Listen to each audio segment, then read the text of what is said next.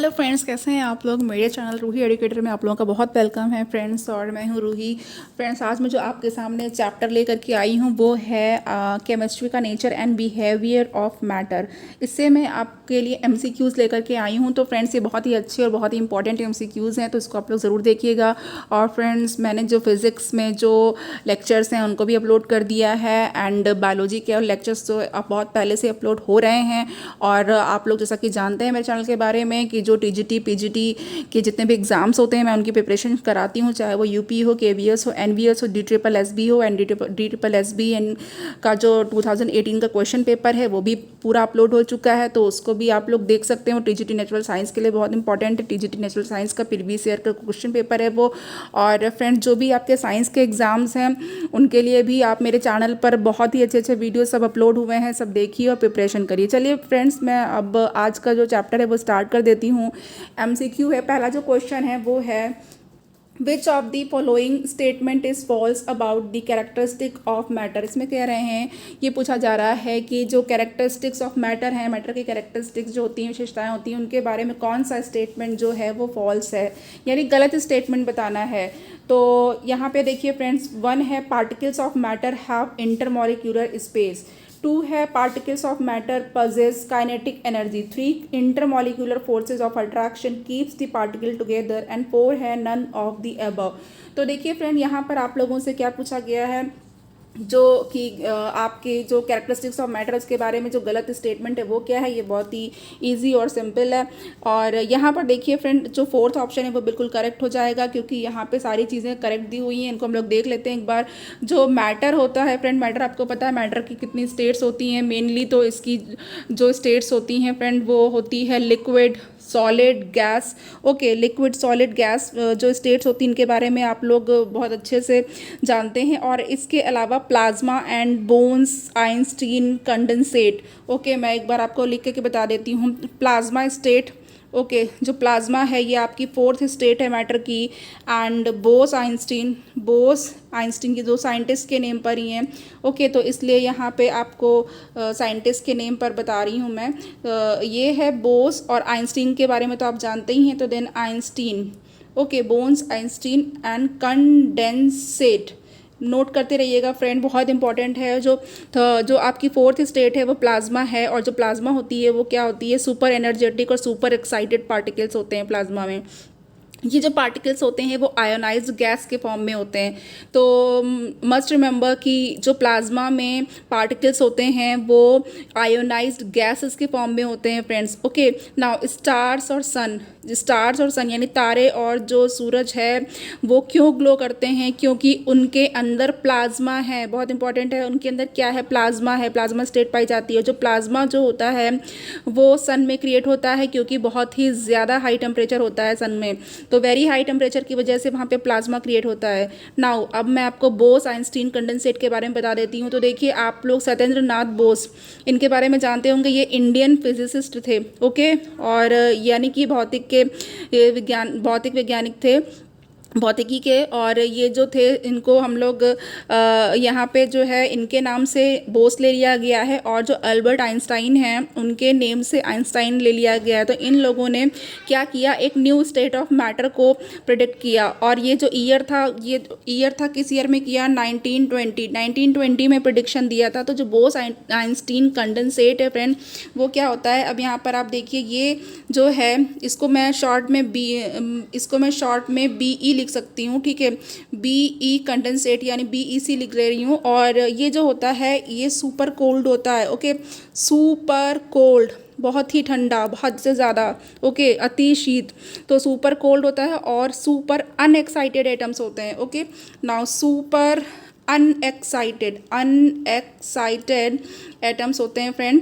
तो super cold and super unexcited होते हैं एटम्स होते हैं, और ये सुपर कूलिंग से बने होते हैं। कैसे बने होते हैं ये सुपर कूलिंग से बने होते हैं। और इस तरीके से इतना ज़्यादा एटम्स को जो है सुपर कूल कर दिया जाता है कि ये अपनी जो इंडिविजुअल एटम होता है वो अपनी पहचान, अपनी आइडेंटिटी को खो देता है, और ये क्या करता है, ये कंडेंसेट हो जाता है और एक सिंगल सुपर एटम बना लेता है। कंडेंसेट होकर के ये एक सिंगल सुपर एटम बना लेता है। ओके, सिंगल सुपर एटम बना लेता है।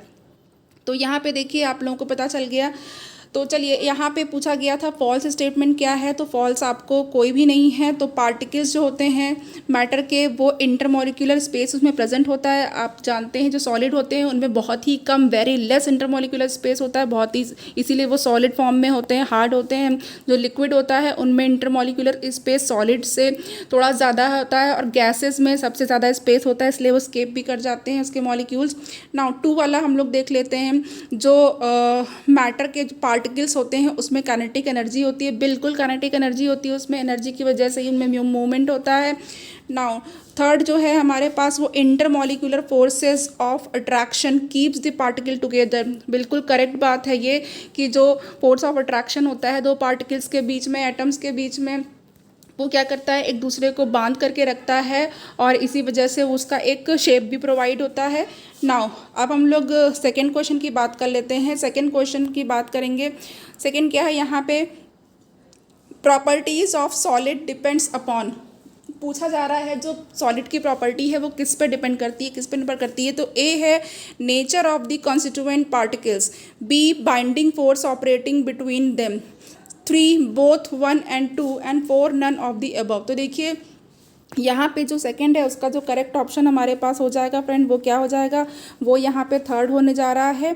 और यानी कि बोथ 1 and 2, जो सॉलिड की जो प्रॉपर्टी है वो जो भी पार्टिकल्स उसको बना रहे हैं, यानी कि जो कंस्टिट्यूएंट पार्टिकल्स हैं उनकी प्रकृति पे, उनके नेचर पे डिपेंड करती है, और प्लस साथ में जो उनके बीच में बाइंडिंग फोर्स होता है एक, वो जो ऑपरेट करता है उस पर भी डिपेंड करती है। तो यहाँ पे 1 और 2 दोनों ही करेक्ट हो जाएगा। थर्ड की तरफ बढ़ जाते हैं। थर्ड है what is true about solids. Solids के लिए ट्रू क्या है, क्या सत्य है। तो यहाँ पे देखिए, they are known as fluids, कि ये फ्लूइड्स की तरह जाने जाते हैं। 2 है their constituent particles have no fix position, उनकी कंस्टिट्यूएंट पार्टिकल्स जो होते हैं जिससे बने होते हैं उनकी कोई फिक्स पोजीशन नहीं होती है। एंड थर्ड है solids are rigid in nature, कि सॉलिड नेचर में रिजिड होते हैं, हार्ड होते हैं, दृढ़ होते हैं। और 4 है there particles can move freely, उनके पार्टिकल्स फ्रीली मूव कर सकते हैं। तो फ्रेंड ये तो आपके लिए ईजी है, सभी लोग जानते हैं। यहाँ पर जो थर्ड है उसका थर्ड बिल्कुल करेक्ट हो जाएगा, बाकी सारे रॉन्ग है कि जो सॉलिड्स होते हैं उनका नेचर रिजिड होता है। नेक्स्ट क्वेश्चन की तरफ बढ़ जाते हैं। 4 है हमारे पास, which of the following statement is not true. Not true बताना है कौन सा सही नहीं है। 1 है solid liquid and gases are present around us. 2 we use solid more often than liquids and gases. Now third is for various applications we need solids with widely different proportions, widely different properties. And 4 है study of solid structure is not, study of solid structure is not. आगे देख लेते हैं friend, यहाँ पे कुछ miss हो गया है लेकिन कोई बात नहीं। अब यहाँ पर हम लोग जो फोर्थ है उसका जो ऑप्शन है वो यहाँ पे देख लेते हैं क्या क्या हो सकता है। तो देखिए नॉट ट्रू पूछा गया है, तो यहाँ पे हमारे पास नॉट ट्रू में देख लेते हैं कि जो सॉलिड लिक्विड एंड गैसेज हैं, जो सॉलिड लिक्विड एंड गैसेज हैं वो हमारे चारों तरफ प्रेजेंट होते हैं, ये तो सही हो जाएगा, तो इसलिए नॉट ट्रू नहीं हो सकता है। 2 है वी यू, कि हम लोग जो सॉलिड है उसको लिक्विड एंड गैसेज से ज़्यादा ऑफन यूज़ करते हैं। बिल्कुल आप देखा होगा आपने कि हम लोग अपने घरों में सॉलिड चीज़ों से ही, और लिक्विड जो ज़्यादा घिरे हुए होते हैं, अगर आप किसी फर्नीचर की बात कर लीजिए, डोर है, घर की दीवारें हैं, कोई भी ऑब्जेक्ट है, सब सॉलिड फॉर्म में ही होता है। लिक्विड चीज़ों का यूज़ हम कम करते हैं, जैसे वाटर है, मिल्क है, ये सारी लिक्विड चीज़ें हैं, जूस है, ये सब मतलब जो हम लोग फूड है उसमें लिक्विड्स का यूज़ ज़्यादा करते हैं। नाउ और बाकी लिक्विड की अगर बात करें तो हमारी जो बॉडी है उसमें जो ब्लड है, वो प्लाज्मा है, ये सारी चीज़ें लिक्विड फॉर्म में हैं। एंड थर्ड जो है इसमें ये कहा गया जा रहा है कि जो वेरियस या विभिन्न प्रकार के जो एप्लीकेशंस होते हैं उनमें हमको जो सॉलिड होते हैं उनकी डिफरेंट प्रॉपर्टीज़ जो है वो यूज़ होती हैं, अप्लाई होती हैं, उनकी ज़रूरत पड़ती है। तो यहाँ पे फ्रेंड जो थर्ड, जो तीनों ऑप्शंस हैं वो तो सारे करेक्ट ही हैं, लेकिन जो फोर्थ ऑप्शन है वही हमारा जो करेक्ट आंसर होगा, यानी कि वो ट्रू नहीं होगा। और जो यहाँ पे बस थोड़ा सा इनकम्प्लीट सा रह गया है। ओके, तो ये कुछ मुझे लग रहा है प्रिंटिंग में हो गया है। नाउ नेक्स्ट हम लोग देखते हैं, तो यहाँ पे जो फिफ्थ है उसको देख लेते हैं। जो फिफ्थ है ये है हमारे पास, London force is, friend important है ये, London force is an one है attraction force that acts between two temporary dipoles, two attraction force that acts between two permanent dipoles, three repulsion force that act between two permanent dipoles, and four है repulsion force that act between two temporary dipoles. तो London forces क्या होते हैं, देखिए यहाँ पे हमारे पास जो वन है वो बिल्कुल करेक्ट हो जाएगा। जो लंदन फोर्स होते हैं वो क्या करते हैं, वो जो दो टेम्परेरी डायपोल्स होते हैं उनके बीच में वर्क करते हैं। ओके, तो टू टेम्परेरी डायपोल्स के बीच में कौन सा फोर्स वर्क करता है फ्रेंड्स, वो होता है लंदन फोर्स। नाउ अब यहाँ पर देख लीजिए फ्रेंड, मैं थोड़ा सा बात करना चाहती हूँ। यहाँ पे आपका जो एक फोर्स होता है वैंडर वॉल फोर्स। तो देखिए जो वैंडर वॉल फोर्स होते हैं फ्रेंड, वो थोड़े वीक फोर्सेस होते हैं। ओके, और जब हम लोग इंटरमॉलिक्यूलर फोर्सेस की बात करते हैं तो उसमें हम लोग लंदन फोर्सेस की बात करते हैं। तो सबसे पहले तो मैं लंदन फोर्स के बारे में बात करूँगी। इनको हम लोग डिस्पर्शन, देखिए डिस्पर्सन, ओके, डिस्पर्सन फोर्स भी कहते हैं और लंदन फोर्स भी कहते हैं। ये जो फोर्स होते हैं ये नॉन पोलर मॉलिक्यूल्स के बीच में होते हैं। ओके, नॉन पोलर मॉलिक्यूल्स जिनमें टेम्परेरी डायपोल मोमेंट्स होते हैं, ऐसे नॉन पोलर मॉलिक्यूल्स जिनके बीच में टेम्परेरी डायपोल मोमेंट्स होते हैं उनमें पाए जाते हैं। और जो इंटरैक्शन की एनर्जी होती है इन फोर्सेस में वो क्या होती है, वो यहाँ पर 1/r⁶ होती है। ओके, वो क्या होती है, 1/r⁶ होती है। और ये जो यहाँ पे r होता है ये क्या होता है, ये r जो है ये डिस्टेंस है, किसी भी दो पार्टिकल के बीच की डिस्टेंस है। ओके, तो अब यहाँ पर देख लीजिए जो एटम्स है, मान लीजिए अगर एक एटम A है और एक एटम B है। ओके, और यहाँ पे एटम A जो है उसमें जब डायपोल हम लोग पढ़ते हैं तो उसमें हम लोग थोड़ा सा इस तरीके से कर सकते हैं। जब हम लोग डायपोल पढ़ते हैं, मान लीजिए हमारे पास दो एटम है A और B। तो अब यहाँ पे देखिए ये एटम A है। ओके, जो एटम ए है उसमें क्या है, तुरंत क्षणिक एक इंस्टेंटेनियस डायपोल बनता है। क्यों, क्योंकि यहाँ पर देख लीजिए एटम बी है और एटम बी जो होगा उसमें इंड्यूस्ड डायपोल बनता है। ओके, तो एटम बी में किस तरह का डायपोल बनता है, इंड्यूस्ड डायपोल बनता है। अब यहाँ पे देख लीजिए, यहाँ पे इसके एक्शंस होते हैं। तो जो बी है इसमें इंड्यूस्ड है और जो ए है उसमें इंस्टेंटेनियस डायपोल है। तो इस तरीके से यहाँ पे आप इस फोर्स को समझ सकते हैं ना। दूसरा जो आपका इंटरमॉलिक्यूलर फोर्सेस का जो कैटेगरी है, जो दूसरा है वो है, पहला तो लंदन फोर्सेस हो गया एंड सेकंड है यहाँ पे हमारे पास डाइपोल डाइपोल इंटरैक्शन। ओके, तो डाइपोल इंटरैक्शन है ये, डाइपोल डाइपोल इंटरैक्शन। तो यहाँ पे 2 है और थर्ड वाला हमारे पास है, ये कौन सा है, dipole induced dipole interaction. Okay, ये यहाँ पे थर्ड है डाइपोल इंड्यूस्ड डाइपोल इंटरैक्शन।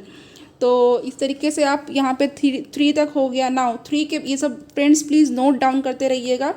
और यहाँ पे 3 बता दिए मैंने। नाउ अब यहाँ पे देखिए फोर्थ जो है आपके पास वो कौन सा है, जो फोर्थ वाला है वो आयन डाइपोल होता है। आयन डाइपोल फोर्थ है हमारे पास, आयन डाइपोल। एंड और कौन सा है, ion induced dipole. Okay, ion induced dipole force, ये हमारे पास फोर्थ है। नाउ फिफ्थ जो है हमारे पास हाइड्रोजन बॉन्ड है। हाइड्रोजन बॉन्ड इंपॉर्टेंट है फ्रेंड। हाइड्रोजन बॉन्ड को हम लोगों ने डीएनए में भी पढ़ा था। डीएनए में जो हमारे नाइट्रोजनस बेसिस थे वो हाइड्रोजन बॉन्ड से जुड़े हुए थे, तो वहाँ पे भी हमारे पास हाइड्रोजन बॉन्ड था। और जो हाइड्रोजन बॉन्ड होता है ये क्या होता है, ये डाइपोल डाइपोल इंटरैक्शन का स्पेशल केस होता है फ्रेंड। ओके, और इसमें होता क्या है, यहाँ पे जो है हाइड्रोजन बॉन्ड के बारे में मैं बता देती हूँ। ये जो है पे ये NH, ओके, OH HF। अब यहाँ पे जो हाईली पोलर, जैसे ये जो मैंने अभी बनाया NH है, OH है और या HF है, इसमें क्या होता है, ये हाईली ऐसे मॉलिक्यूल में पाया जाता है जिसमें हाईली पोलर बॉन्ड्स प्रेजेंट होते हैं। तो यहाँ पे ये एग्जाम्पल आपको याद रखना है हाइड्रोजन बॉन्ड के लिए, ये इम्पॉर्टेंट है। एंड जो हाइड्रोजन बॉन्डिंग होती है ये बहुत इंपॉर्टेंट है फ्रेंड, आपके DNA में भी देखने को मिलती है। तो चलिए अब आगे देखते हैं। यहाँ पे मैंने 5 टाइप की आपको इंटरमॉलिक्यूलर फोर्सेस बता दिए, उसके नेम बता दिए हैं। नेक्स्ट हम लोग यहाँ पर आ जाते हैं 6th क्वेश्चन। 6th क्वेश्चन है, liquids and gases are generally called fluids because of. Liquids और गैसेस को हम लोग फ्लूइड्स क्यों कहते हैं, ओके, जनरली कॉल्ड फ्लूइड्स। अब ऑप्शन देखते हैं। 1 nature of their binding particles, 2 their ability to flow, 3 their constituents have fixed position, 4 their structure. तो यहाँ पे हमारे पास जो करेक्ट ऑप्शन हो जाएगा फ्रेंड वो 2 हो जाएगा, क्योंकि जो उनकी एबिलिटी होती है फ्लो करने की, इस वजह से इनको फ्लूइड्स बोला जाता है। नेक्स्ट क्वेश्चन की तरफ बढ़ जाते हैं। नेक्स्ट क्वेश्चन है हमारे पास, dispersion force is also known as 1 Newton's force, 2 London force, 3 electromagnetic force, 4 gravitational force. Just अभी हमने बात की है, तो डिस्पर्शन फोर्सेस जो होते हैं उनको कौन से फोर्सेस कहा जाता है? लंडन फोर्स कहा जाता है। नेक्स्ट क्वेश्चन की तरफ हम लोग बढ़ जाते हैं। नेक्स्ट है dipole force acts between the molecule possessing 1 temporary dipole, 2 permanent dipole, 3 some time 1 and some times 2, 4 neither 1 nor 2। तो यहाँ पे हमारे पास जो 8th है उसका करेक्ट ऑप्शन क्या हो जाएगा? Permanent dipole. तो डाइपोल जो फोर्स होते हैं वो ऐसे मॉलिक्यूल्स के बीच में होते हैं जिनमें आपका जो परमानेंट एक डाइपोल होता है। तो देखिए ये जो यहाँ पे फ्रेंड जो डाइपोल इंटरेक्शन होता है, इसमें होता क्या है, यहाँ पे जो है मैंने आपको अभी थोड़ी देर पहले बताया था 1/r⁶ के बारे में, लेकिन यहाँ पे जो होगी एनर्जी वो किसके प्रोपोर्शनल होगी? 1/r⁵ इसके प्रोपोर्शनल होती है। और r मैंने बताया ना 2 एटम्स के बीच की जो डिस्टेंस होती है। तो अब यहाँ पे फ्रेंड नाउ नेक्स्ट हम लोग कर लेते हैं हाइड्रोजन बॉन्डिंग बहुत इंपॉर्टेंट है। वैसे तो डाइपोल इंटरेक्शन भी इंपॉर्टेंट है, बट हाइड्रोजन बॉन्डिंग भी बहुत इंपॉर्टेंट है। ये क्या होती है? A weak type of dipole interaction to a strong type of dipole interaction है, और या फिर a strong type of dipole induced dipole interaction है। एंड जो फोर्थ है वो है ऑल ऑफ द अबव। तो देखिए यहाँ पे फ्रेंड जो अभी हाइड्रोजन बॉन्ड के बारे में बताया भी था, तो यहाँ पे 9th का हमारे पास करेक्ट ऑप्शन जो होगा वो क्या हो जाएगा? वो 2 हो जाएगा। ये strong type of dipole interaction होता है। नेक्स्ट हमारे पास 10th क्वेश्चन है। 10th क्वेश्चन देख लेते हैं हम। The first reliable measurement on the properties of gases was made by scientists। ये कह रहे हैं, ये पूछा जा रहा है कि जो पहला रिलायबल मेजरमेंट था गैसेस की प्रॉपर्टी के लिए वो किस साइंटिस्ट ने मेजर किया था? 1 Dalton, 2 Robert Brown, 3 Robert Boyle and 4 हैं जैकस चार्ल्स। तो अब यहाँ पे हमारे पास जो ऑप्शन करेक्ट हो जाएगा 10 का वो 3rd हो जाएगा। ये रॉबर्ट बॉयल ने किया था, जिसको बॉयल्स लॉ, चार्ल्स लॉ, ये सारे लॉज आपने पढ़े हैं फ्रेंड, तो ये बॉयल थे। नाउ 11 देखते हैं फ्रेंड। 11 हमारे पास जो है वो क्या है? Which of the following statement is are false about arrangement of particles in different states of matter. इसमें से ऐसा कौन सा स्टेटमेंट जो है कोई एक या फिर एक से ज़्यादा जो फॉल्स हैं, और जो फॉल्स हैं किसके सेंस में फॉल्स हैं? जो आपके जो पार्टिकल्स हैं मैटर में, जो पार्टिकल्स का अरेंजमेंट है उसके सेंस में पूछा जा रहा है। ठीक है, तो अब देखते हैं नेक्स्ट हमारे पास जो ऑप्शन है वो क्या है कि solids have definite volume and definite shape, 2 liquids have definite volume and definite shape, however they take the shape of the container in which they are placed. Now 3rd is gases have neither definite volume nor definite shape, they completely occupy the shape of the container in which they are placed, 4 none of the above। तो देखिए friend यहाँ पे हमारे पास जो correct option है 11 का वो 2 वाला होगा। ठीक है, 2 बिल्कुल करेक्ट है। यहाँ पे जो सामने हम लोग देख रहे हैं, देख लेते हैं इसको एक बार। और ये देखिए ये कहा जा रहा है कि जो लिक्विड्स होते हैं उनका डेफिनेट वॉल्यूम होता है और डेफिनेट शेप्स होता है, हाउएवर जबकि ये जिस भी कंटेनर में रखे जाते हैं उसका शेप ले लेते हैं। ओके, अगर बॉटल में मिल्क को रखेंगे तो मिल्क के जो शेप होगा वो बॉटल की शेप का ऐसा हो जाएगा। अगर किसी और कंटेनर में डिब्बे में रखेंगे तो वो उसी का शेप ले लेगा। या अगर हम वाटर की भी बात करें तो आप डिज़ाइनर बॉटल्स में रखिए तो वैसा शेप ले लेगा। नेक्स्ट हमारे पास जो क्वेश्चन है वो 12th है। 12th क्वेश्चन को देखते हैं। Experiments of Boyle in quantitative manner prove that gases are highly compressible because the. जो बॉयल्स का एक्सपेरिमेंट्स था और उन्होंने क्वांटिटेटिव मैनर में किया था, उसने क्या प्रूव किया? ये प्रूव किया जो गैसेज होते हैं वो हाईली कंप्रेसिबल होते हैं, यानी कि उनको बहुत ही ज़्यादा उनको कंप्रेस कर सकते हैं, दबा सकते हैं, दबाव डाल सकते हैं उस पर। तो 1 है हमारे पास same number of molecules occupy in smaller space, 2 same number of molecules occupy in a large space, 3 sometimes 1 sometimes 2, 4 none of the above। तो नाउ फ्रेंड्स यहाँ पे जो हमारे पास 12th है उसका जो करेक्ट ऑप्शन हो रहा है वो 1 हो जा रहा है। क्या कि जो सेम नंबर ऑफ मॉलिक्यूल्स होते हैं वो स्मॉलर स्पेस में होते हैं, यानी कि कम स्पेस में उतने ही नंबर ऑफ मॉलिक्यूल्स होते हैं, सेम नंबर ऑफ मॉलिक्यूल्स जगह ऑक्यूपाई करते हैं। 13 देख लेते हैं फ्रेंड। 13 हमारे पास जो है वो क्या है, नाउ 13 नहीं देखेंगे फ्रेंड, हम लोग यहाँ पे 14 देखेंगे। ओके, तो नाउ यहाँ पे 14 है हमारे पास। What is the necessary condition for the existence of solid? 1, intermolecular forces should be weaker than thermal energy, and 2 है intermolecular forces should be stronger than thermal energy, and third है हमारे पास intermolecular forces should be equal to the thermal energy. 4, no definite relation between them. देखिए friends, question थोड़ा सा blurred है और उसके लिए आई एम सॉरी, बट मैं जो बोल रही हूँ उसको आप लोग सुनिएगा, और ऐसा हो जा रहा है कभी कभी, तो ये सारी प्रॉब्लम्स दूर हो जाएंगी धीरे धीरे। नाउ तो यहाँ पे जो 14 है उसका हमारे पास जो करेक्ट ऑप्शन हो जाएगा, ये देख लेते हैं।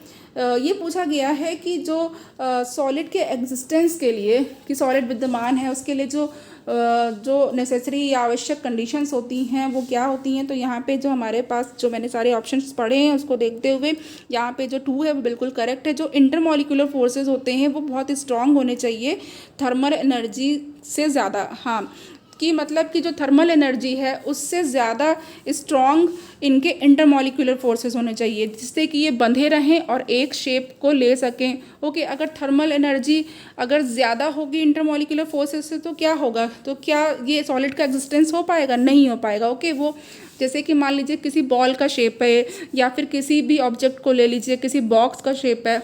ओके, तो हर चीज़ की अपनी एक एनर्जी होती है। तो नाउ यहाँ पे वही कहा जा रहा है कि जो इंटरमोलिकुलर फोर्सेज है उसको ज़्यादा स्ट्रांग होना चाहिए थर्मल एनर्जी से।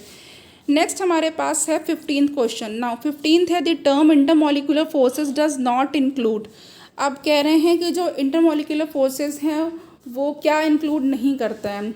1, electrostatic forces that exist between 2 oppositely charge ion, कि जो 2 अपोजिटली चार्ज आयन के बीच जो इलेक्ट्रोस्टैटिक फोर्स एग्जिस्ट करता है।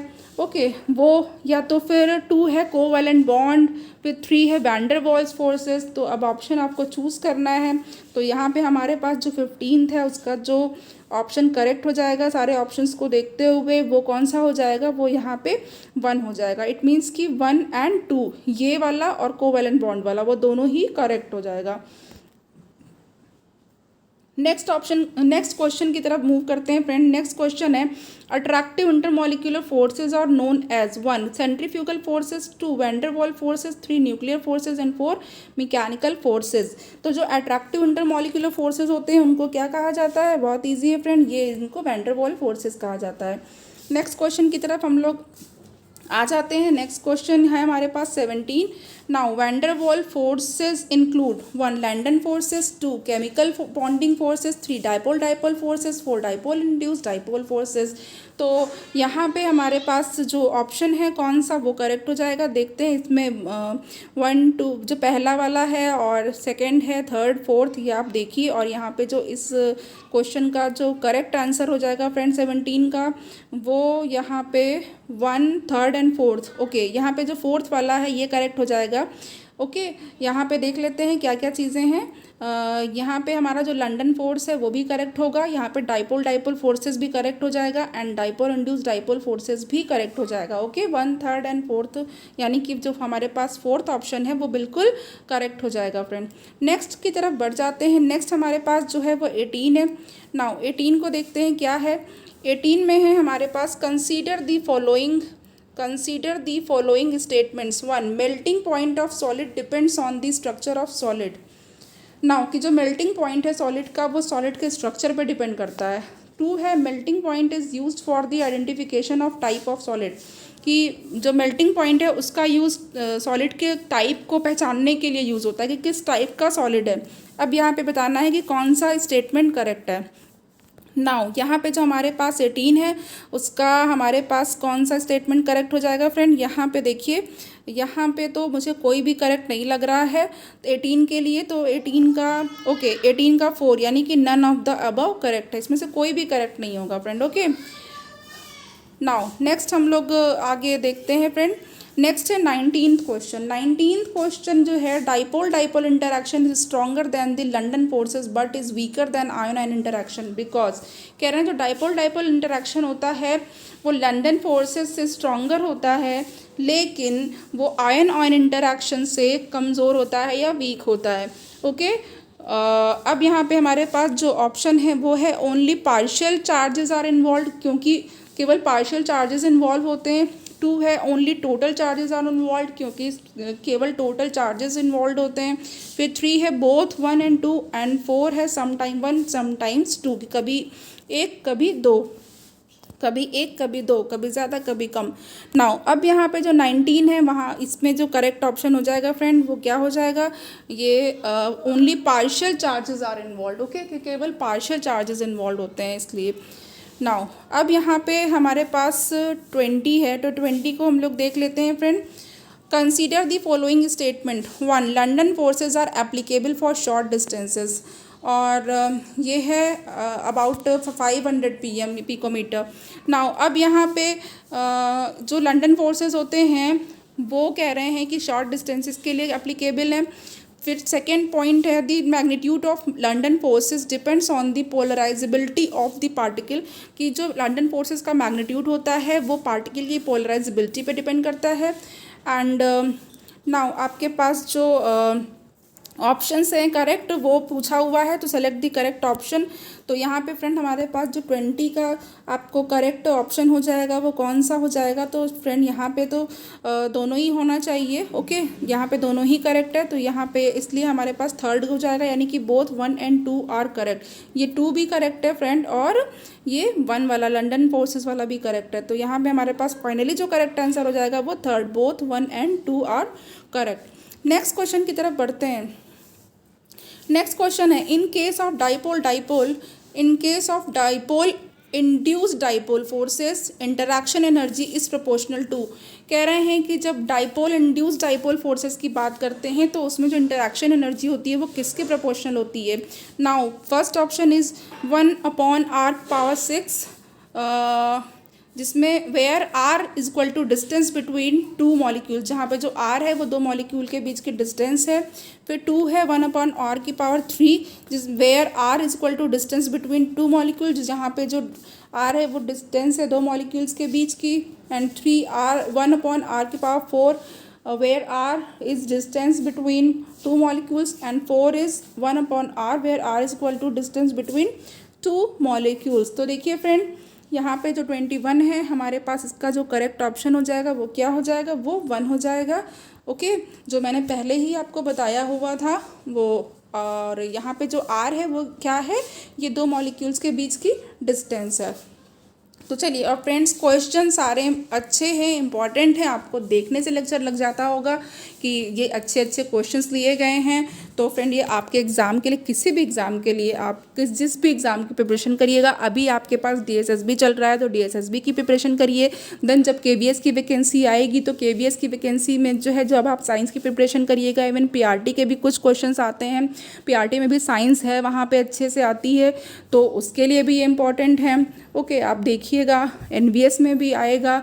तो आपको ऐसा नहीं है कि आप जो पढ़ रहे हैं, जो मेहनत कर रहे हैं वो बस किसी एक एग्ज़ाम के लिए है फ्रेंड। तो मैं इसीलिए कहती हूँ कि आप लोग लगे रहिए, हिम्मत मत हारिए, और डेली 1 घंटे 2 घंटे 3 घंटे जितना भी आप चाहें उसको अपना टाइम को मैनेज करके प्लीज़ पढ़िए। पढ़ना सबसे अच्छी चीज़ है, सबसे अच्छी थिंग है, और आपका जो ब्रेन है वो फ्रेश रहता है, अच्छी चीज़ों को सोचता है। ओके, हमारे सोचने का नज़रिया बदलता है, पर्सपेक्टिव बदलता है। तो एजुकेशन एंड नॉलेज सबसे बेस्ट थिंग है दुनिया की। नाउ नेक्स्ट हमारे पास है, देखिए 22।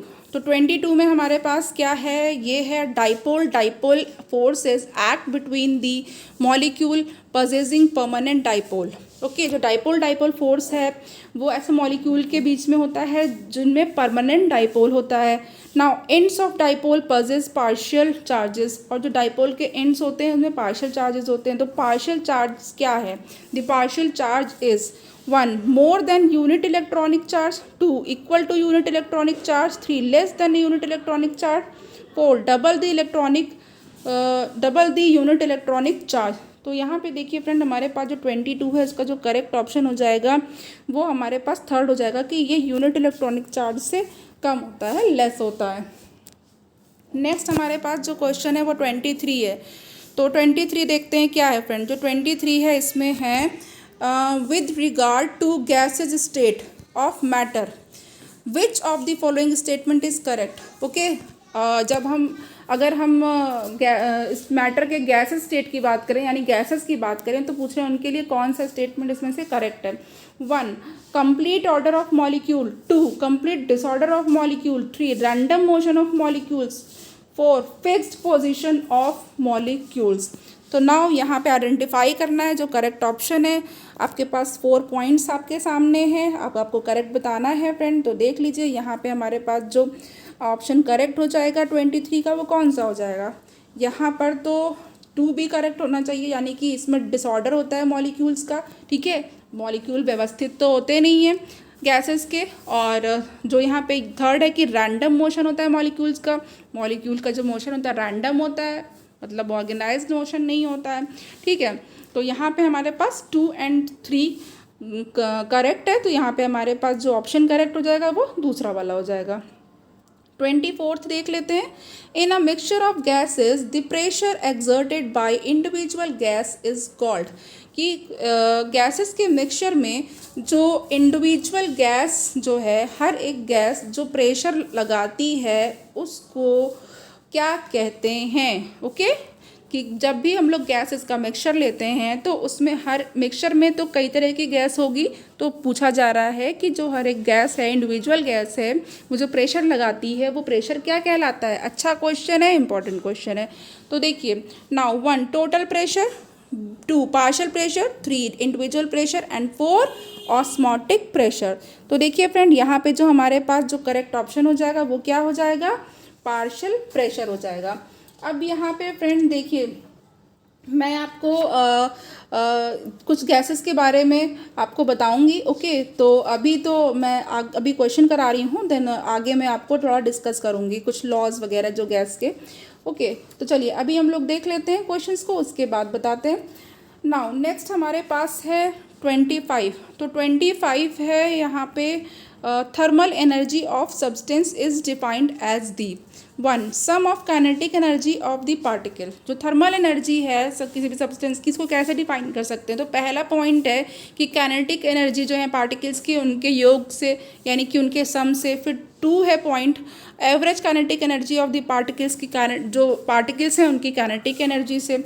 तो जो ऑप्शन जो करेक्ट हो जाएगा वो कौन सा हो जाएगा, ओनली, अब यहाँ पे 4 ऑप्शन दिए हुए हैं, only 1, only 2, 1 and 2 and 1 not 2 is correct, कोई भी करेक्ट ही नहीं है इनके लिए। तो अब यहाँ पे हमारे पास जो 25th है उसका जो करेक्ट ऑप्शन हो जाएगा कौन सा हो जाएगा, 25th का हमारे पास 3rd बिल्कुल करेक्ट हो जाएगा, यानी 1 भी करेक्ट है और 2 भी करेक्ट है। नेक्स्ट हम लोग देख लेते हैं 27। 27 में क्या चीज़ है भाई, 27 यहाँ पे हम लोग देखेंगे which substance can not be broken down by chemical reaction. इसमें से ऐसा कौन सा सब्सटेंस है जो केमिकल रिएक्शन से ब्रोकन डाउन नहीं होगा यानी टूटेगा नहीं। 1 अमोनिया, 2 आर्गन, 3 मीथेन एंड 4 है वाटर। तो अब यहाँ पर देख लीजिए जो 27 है बहुत इजी है, अच्छा है कि ऑर्गन जो है, ऑर्गन क्या है, इनर्ट गैस है, ठीक है। इनर्ट आपका जो है जो कंपाउंड जो आपने पढ़ी है नोबल गैसेस वो है।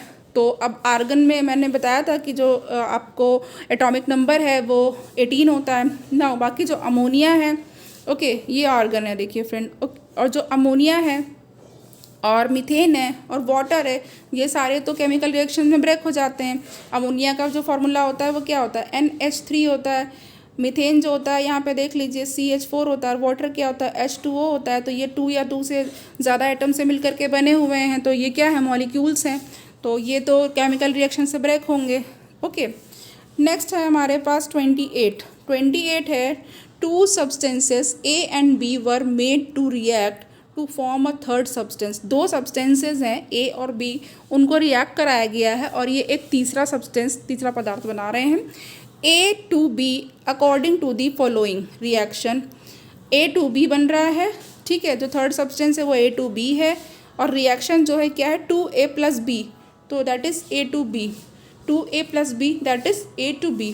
नाउ अब पूछा जा रहा है which of the following statement concerning this reaction are incorrect. इसमें से ये जो आपका जो स्टेटमेंट है, ठीक है, इस रिएक्शन के लिए उसमें से कौन सा करेक्ट है, तो इनकरेक्ट बताना है भाई, ये याद रखिएगा कि इनकरेक्ट पूछा हुआ है।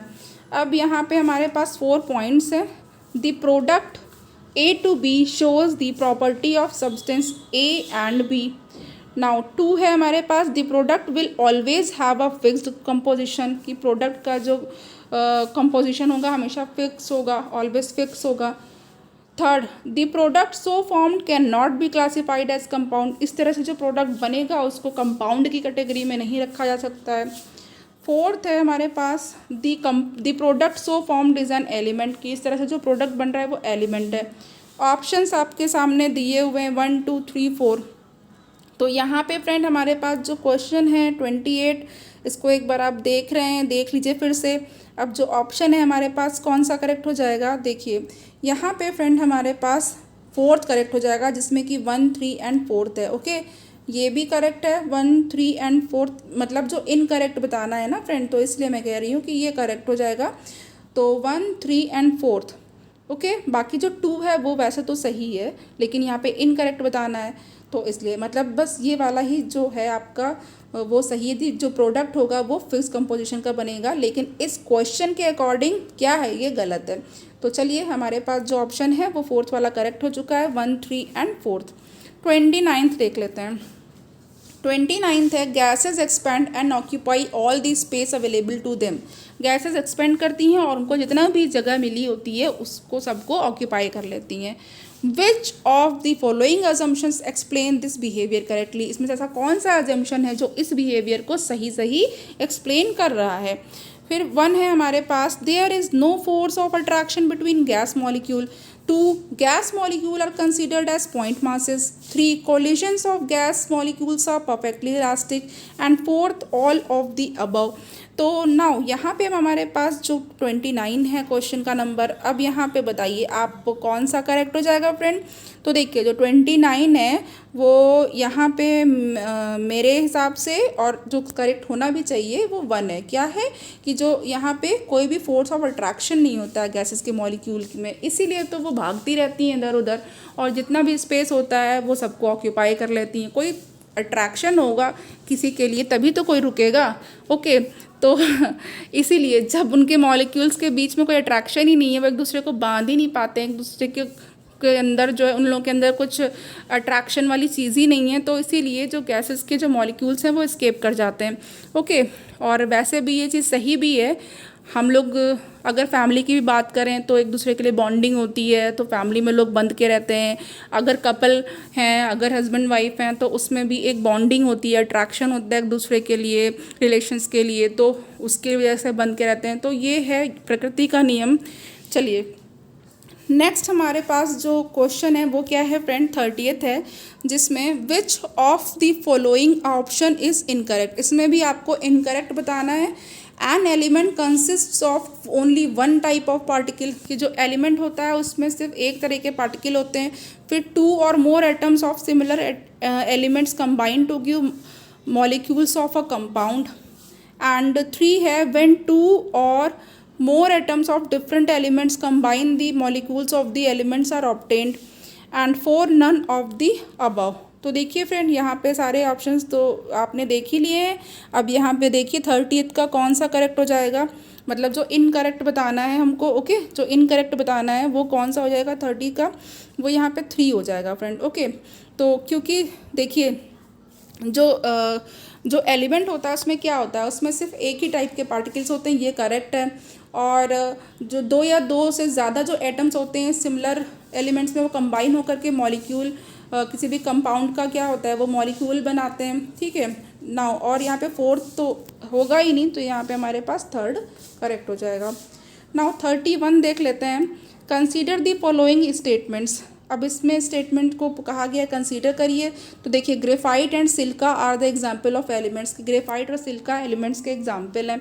फिर 2 है, the most abundant element in human body is oxygen. Human body में जो मोस्ट अबंडेंट एलिमेंट है वो कौन सा है, ऑक्सीजन है। और उसके बाद जो यहाँ पे 3rd है वो क्या है कि mercury is the metal at room temperature, कि मरकरी रूम टेम्परेचर पे मेटल है। तो अब बताना है कौन सा इसमें इनकरेक्ट है। तो देखिए फ्रेंड, यहाँ पे हमारे पास जो ऑप्शन है इसमें से हम लोग देख लेते हैं 31 का। तो 31 का जो है हमारे पास वन, ओनली वन, ठीक है, ओनली वन, यानी कि जो पहला वाला है वो statement graphite and silica are example of elements. Okay, तो ये जो है ये इनकरेक्ट है, और बाकी जो सारे हैं वो करेक्ट है। यानी कि मोस्ट अबंडेंट एलिमेंट जो हम ह्यूमन बॉडी में है वो कौन सा है, ऑक्सीजन है। और मर्क्यूरी मेटल जो है वो रूम टेम्परेचर पे कैसा होता है, वो लिक्विड रहता है। ओके, तो ये है फ्रेंड। अब देखिए, मैंने कहा था कि थोड़े से हम लोग लॉस के बारे में बातें कर लेंगे। तो यहाँ पे फ्रेंड देखिए, आपको पता है कि जो गैस के लॉ हैं, ठीक है, वो किसने दिए थे, इसमें जो है आपके बॉयल्स हैं, चार्ल्स हैं। ओके, और एक मैं लॉ के बारे में डिस्कस करना चाहती हूँ जिसमें जो है वो हेनरी का लॉ है। लेकिन ये जो हेनरी का लॉ है फ्रेंड्स, उसको अभी डिस्कस नहीं करूँगी, क्योंकि जो है ये जब मैं सॉल्युबिलिटी पढ़ाऊँगी, यानी कि सॉल्युबिलिटी पे जब क्वेश्चंस होंगे तब मैं सोच रही हूँ इसको बताऊँ। तो इसीलिए इसको हेनरी लॉ को मैं अभी नहीं बताती हूँ। और बाकी जो आपके पास इसमें एक चीज़ मुझे ये बतानी थी कि जो इंटर कन्वर्जन होता है, जो मैटर होता है, मैटर की जो स्टेट्स होती हैं उसमें जो कन्वर्जन्स होते हैं उसको बताना है, क्योंकि उस पर क्वेश्चंस आते हैं, तो वो डिस्कस कर लेते हैं। तो यहाँ पे देखिए फ्रेंड्स, क्या होता है, सबसे पहले फ्यूज़न होता है। फ्यूज़न क्या होता है, व्हाट इज़ फ्यूज़न, फ्यूज़न और मेल्टिंग। ओके, फ्यूज़न, या इसको और क्या कह सकते हैं, मेल्टिंग कहते हैं। तो देखिए ये क्या होता है, जब कोई मैटर सॉलिड से लिक्विड स्टेट में कन्वर्ट होता है, ठीक है। यानी कि जब आइस है, अगर बर्फ़ है, जब वो मेल्ट होगी, यानी जब लिक्विड बनेगी, पानी बन जाएगी, तो इस प्रोसेस को क्या कहेंगे, कौन सा प्रोसेस कहलाएगा, ये क्या। और जो टेम्परेचर है और प्रेशर है वो स्पेसिफिक होना चाहिए, चेंज नहीं होना चाहिए, स्पेसिफिक कंडीशन में होना चाहिए। तो ये क्या कहलाएगा फ्रेंड, फ्यूज़न कहलाएगा। ओके, तो जो आइस है उसका जो मेल्टिंग पॉइंट होता है वो क्या होता है, 0 डिग्री सेंटीग्रेड होता है। अब देखिए यहाँ पे अगर हम लोग एक डिफरेंट टेम्परेचर लें, तो जिस पे कोई भी सॉलिड मेल्ट करना या पिघलना स्टार्ट करता है उसको क्या बोलते हैं, मेल्टिंग पॉइंट कहते हैं। ओके, तो वो स्पेसिफिक टेम्परेचर, डिफरेंट टेम्परेचर जिस पे कोई भी सॉलिड मेल्ट करना स्टार्ट करता है वो क्या कहलाता है, मेल्टिंग पॉइंट कहलाता है। और ये आइस के लिए 0 डिग्री सेंटीग्रेड है। नाउ अब यहाँ पे देखिए होता क्या है, दूसरा जो आपका है कन्वर्जन, वो क्या है, वेपोराइजेशन। तो सेकंड है आपका वेपोराइजेशन। तो vaporisation and boiling point. Vaporisation जब हम लोग पढ़ेंगे तो बॉइलिंग पॉइंट भी इसमें सीखेंगे, क्योंकि जब बॉयल होगा तभी वेपर्स बनेंगी। तो अब यहाँ पे देखिए इवेपोरेशन क्या होती है। इवेपोरेशन जो होती है उसमें जो मॉलिक्यूल्स होते हैं वो लिक्विड स्टेट से स्केप कर जाते हैं, भाग जाते हैं। जैसे कि जब भी आप लोग किसी भी मान लीजिए वाटर को, पानी को हम लोग बॉयल कर रहे हैं किसी भी कंटेनर में, बर्तन में, तो अब क्या होगा, जो ऊपर के जो आपकी जो मॉलिक्यूल्स होंगे वो क्या करेंगे, वो छोड़ देंगे उसको, वो कंटेनर को। ओके, और वो स्केप कर जाएंगे, उनकी काइनेटिक एनर्जी बहुत ज़्यादा हो जाएगी, और इतनी ज़्यादा एनर्जी हो जाएगी कि फिर वो सरफेस से ऊपर निकल जाएंगे। तो ये गैसेस स्टेट में चले जाते हैं और लिक्विड के सरफेस को छोड़ देते हैं। तो अब ये क्या होता है कि ये जो है किसी एक टेम्परेचर पर होता है। मान लीजिए जब हम लोग बहुत ही हाई टेम्परेचर कर रहे हैं और इसको जो है देर तक ये आपका फिनोमेना चल रहा है, ये काम चल रहा है, तो क्या होगा, तो फिर ये जो है ऐसा इवेपोरेशन वाला जो होता है घटना वो घटती है। और ये जो इवेपोरेशन है वो कैसा होता है फ्रेंड, ये सरफेस फिनोमेना है। ओके, इवेपोरेशन जो होता है सरफेस फिनोमेना मतलब कि ये सरफेस के मॉलिक्यूल उड़ते हैं, सरफेस के मॉलिक्यूल भागते हैं, तो सरफेस की घटना होती है। तो इसके लिए इसको सरफेस फिनोमेना कहते हैं, ये सरफेस से होता है। ओके, नाउ अब जो बॉइलिंग होती है वो क्या होती है। तो अब देखिए बॉइलिंग में होता क्या है, इसमें जो पूरा बल्क होता है, मैटर पूरा होल जो आपका है, ठीक है, वो सिर्फ सरफेस के मॉलिक्यूल नहीं होते हैं, इसमें पूरा जो लिक्विड स्टेट है वो क्या पूरा सॉलिड में गैस में कन्वर्ट हो जाता है। पूरा होल, पूरा जो है आपका बल्क या पूरा जो लिक्विड है वो किस में कन्वर्ट हो जाता है, वो किस में कन्वर्ट हो जाएगा फ्रेंड, वो आपका वो जो है आपका स्टेट चेंज कर देगा। और ये सिर्फ सरफेस से नहीं होगा, ये पूरा आपका अपना स्टेट चेंज कर लेगा, और इसको क्या कहेंगे, बॉइलिंग कहेंगे। ओके, तो सिर्फ सरफेस मॉलिक्यूल नहीं होंगे और ये पूरा लिक्विड ही है जो गैस स्टेट में कन्वर्ट हो जाएगा। तो ये लिक्विड से गैस स्टेट में कन्वर्ट कर जाता है, तो इसको बॉइलिंग कहते हैं। और ये जिस टेम्परेचर पे होता है, एक स्पेसिफिक टेम्परेचर होता है। तो वो टेम्परेचर जिस पे कोई भी लिक्विड बॉयल करना स्टार्ट कर देता है, और जो प्रेशर होता है एटमॉस्फेयर का वो आपको देखना है, वो सेम होगा। एक स्पेसिफिक या निश्चित टेम्परेचर और प्रेशर होगा, उसके बाद ही ये फिनोमेना होगा। तो उसको क्या कहेंगे? बॉइलिंग पॉइंट कहेंगे। तो जो बॉइलिंग पॉइंट होता है सॉल्यूशन का, वो हमेशा उसके प्योर सॉल्वेंट से हाई होता है। यानी कि जो बॉइलिंग पॉइंट है सॉल्यूशन का, वो प्योर सॉल्वेंट से हाई होगा। ओके, नाउ अब यहाँ पे और भी चीज़ें हैं फ्रेंड, जिसको अब जब आगे पढ़ेंगे तो वो आगे भी डिस्कशन होंगी उसमें। तो यहाँ पे देखिए फ्रेंड्स, बाकी सब्लिमेशन है। तो सब्लिमेशन आप लोगों ने अपने घरों में वो जिसको कहते हैं फेनिल की गोलियाँ, जिसको मम्मी लोग जो है कपड़े में रख देती हैं, कहीं पे बहुत सारे कपड़े उनको स्टोर करके रखने होते हैं किसी बॉक्स में, तो मम्मी लोग फेनिल की गोलियाँ, या उनको एक्चुअल में नेफ्थलीन बॉल्स बोलते हैं, ठीक है। तो ये जो होते हैं वो क्या होती हैं, जो मार्केट में सफ़ेद कलर की गोलियाँ मिलती हैं, ये कहलाती हैं नेफ्थलीन बॉल। ये नेफ्थलीन बॉल कहलाती हैं फ्रेंड। और ये बाकी जो कपूर, इसको हम लोग कैम्फर कहते हैं, ये सब पूजा में जो इसकी सामग्री में जो इस्तेमाल होते हैं कपूर, और आयोडीन जो होता है, अमोनियम क्लोराइड जो फिटकरी में यूज़ होता है, ये सब क्या होती है, ये सीधे यानी ये होते तो सॉलिड हैं, लेकिन ये लिक्विड स्टेट में आते ही नहीं हैं, और सॉलिड से सीधे गैसेस स्टेट में बदल जाते हैं। ओके, तो ये लिक्विड स्टेट को क्रॉस ही नहीं करते हैं।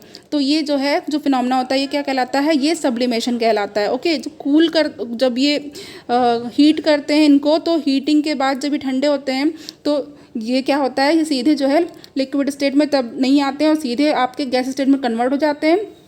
और यहाँ पे फ्रेंड देखिए सब्लिमेशन इसको कहा जाता है। नाउ अब यहाँ पे कंडेंसेशन तो आप जानते ही हैं। जब आपने अपने घरों में से आपने देखा होगा, जब हम लोग फ्रिज की बॉटल निकालते हैं तो बॉटल जो होती है एकदम ठंडी होती है, लेकिन जो बाहर का टेम्परेचर होता है वो फ्रिज के टेम्परेचर से ज़्यादा गर्म होता है। तो जो पानी होता है, यानी कि बाहर जो मॉइस्चर होता है, यानी कि हमारे वातावरण में जो मॉइस्चर होता है, नमी होती है, वो क्या होती है, वो ठंडी बॉटल पर जा करके बैठ जाती है, और वो बॉटल के चारों तरफ क्या होता है, पानी पानी सा हो जाता है। तो ये जो एक घटना है, बहुत ही फेमस कंडेंसेशन की घटना है। तो इसमें क्या होता है, जो मैटर होता है अपनी गैसेस स्टेट से लिक्विड स्टेट में बदल जाता है। ओके, कंडेंसेशन में क्या होता है, जो मैटर होता है गैस स्टेट से लिक्विड स्टेट में कन्वर्ट हो जाता है। तो चलिए, ये वेपराइजेशन का रिवर्स होता है, उल्टा होता है वेपराइजेशन का। तो यहाँ पे फ्रेंड आज इतना ही है आपके लिए, और प्लीज़ आप लोग इसको देखिएगा, अच्छे से समझिएगा। चैनल को जो है प्लीज़ लाइक करिए, सपोर्ट करिए फ्रेंड, आपके सपोर्ट की ज़रूरत है। सब्सक्राइब करिए, जितने भी लोग देख रहे हैं उसको प्लीज़ सब्सक्राइब कर लीजिए, और जिससे कि आप जो है जुड़ जाएं मुझसे, और मुझे भी लगे कि हाँ, मेरे इतने सारे स्टूडेंट्स हैं, और जो है एक टीचिंग एंड लर्निंग का एक अच्छा एनवायरनमेंट बन जाता है फ्रेंड। तो चलिए, थैंक यू सो मच, अपना ख्याल